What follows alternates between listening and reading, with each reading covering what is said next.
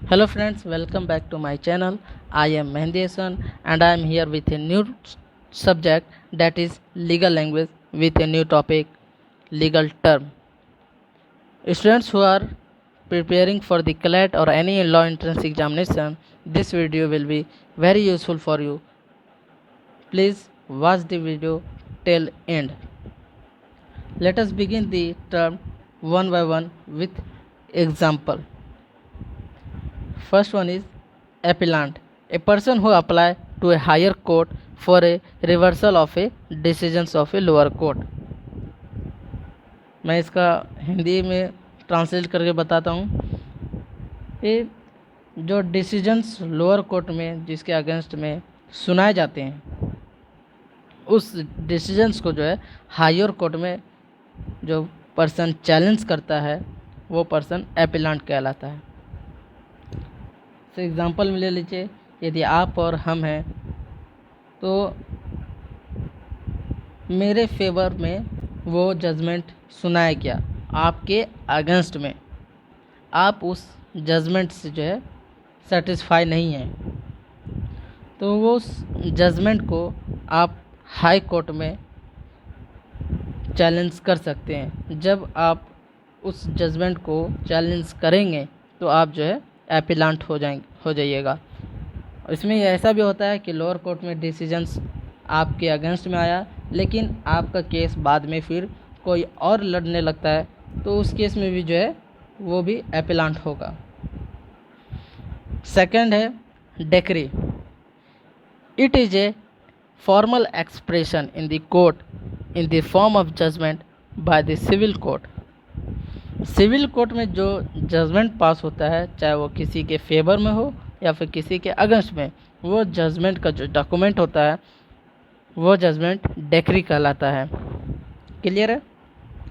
Next है caveat emptor, means let the buyer be aware, this term summarise the rule that a purchaser must examine and judge of himself that what he is purchasing. इसका मतलब होता है कि जो purchaser है वो जो भी गुड्स को परचेज़ कर रहा है उसके लिए वो फुल्ली अवेयर होना चाहिए कि वो क्या चीज़ परचेज़ करना चाहता है, उसे क्या क्वालिटी चाहिए।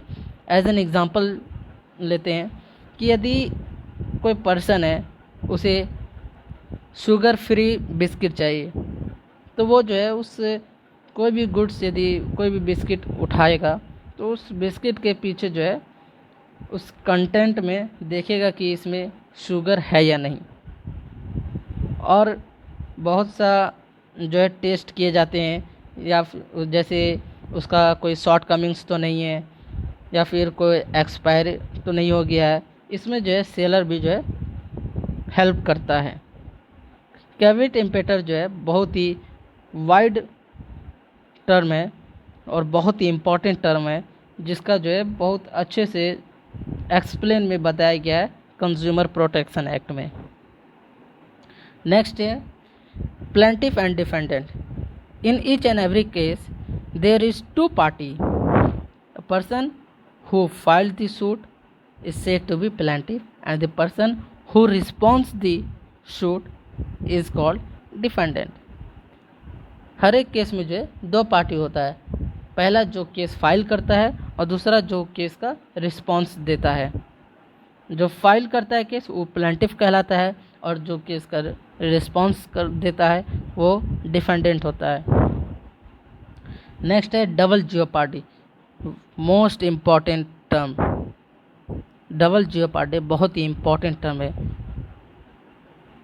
According to Article 20 subsection 2 of the Constitution of India says that it is a fundamental right of a person that no one shall be actually punished twice for a same offense।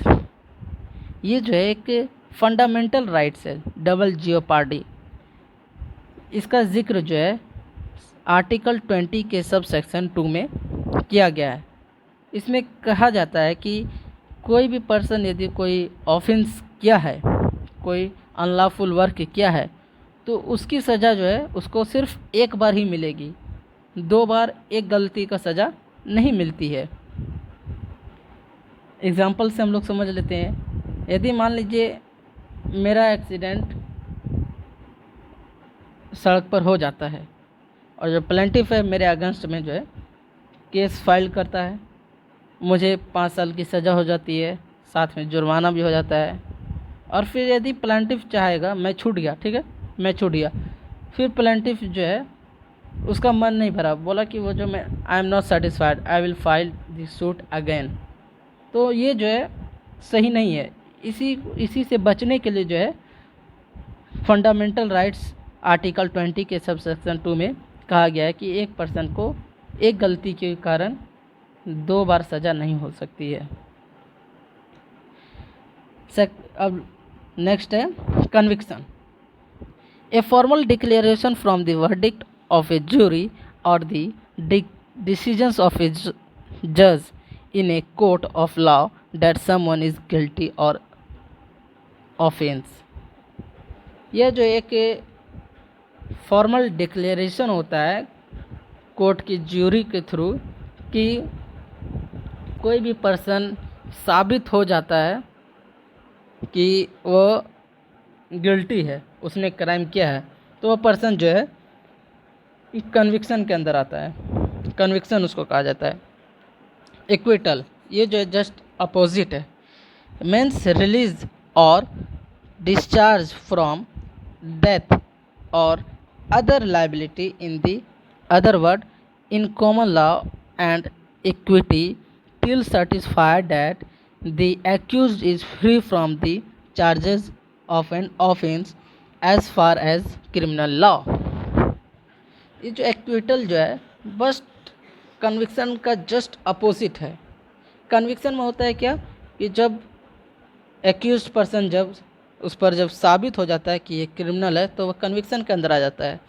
और acquittal वो होता है जब तक उस पर साबित ना हो जाए कि वह क्रिमिनल है तब तक वो एक्विटल में आता है, मतलब कि निर्दोष।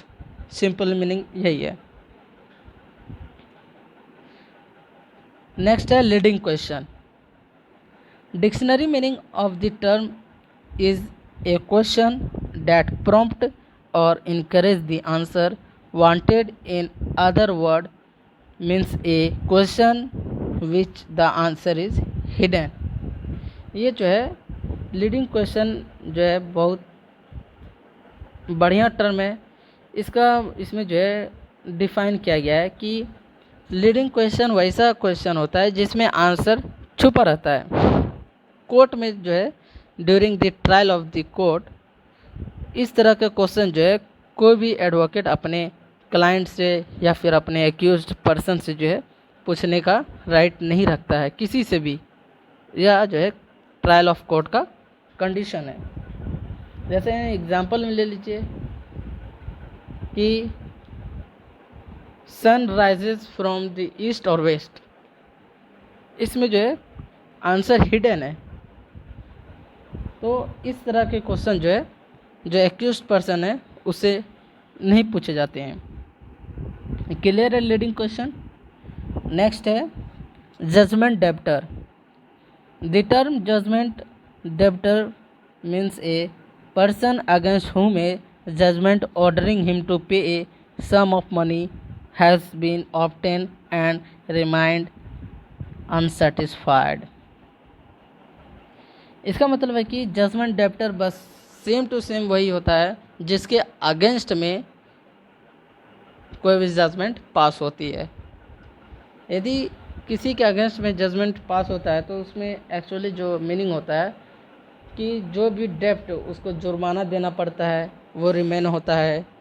तो इस तरह से जो है कहा गया है whom a judgment ordering him to pay a sum of money has been obtained and remain unsatisfied। वो जो मनी जो रिमेन है या फिर कोर्ट के थ्रू जो है ऑर्डर किया गया कि आपको 5,000 रुपये जुर्माना देना पड़ेगा, तो उसे जो है जजमेंट डेबिटर कहते हैं। होप आप लोग को जो है क्लियर हो गया होगा। ये 10 टर्म बहुत इम्पोर्टेंट टर्म है, लॉ एंट्रेंस एग्ज़ाम में ये सब जो है पूछे जाते हैं। यदि आपको बढ़िया लगा हो तो लाइक कीजिएगा, शेयर कीजिएगा, सब्सक्राइब कीजिएगा और कमेंट सेक्शन में बताइए कि आपको अगला वीडियो जो है कौन से टॉपिक पर चाहिए। और हाँ, ये भी बता दें कि ये जो लीगल टर्म का जो ये वर्ड है ये आगे भी मैं बनाता रहूँगा। Thank you for watching video, that's all.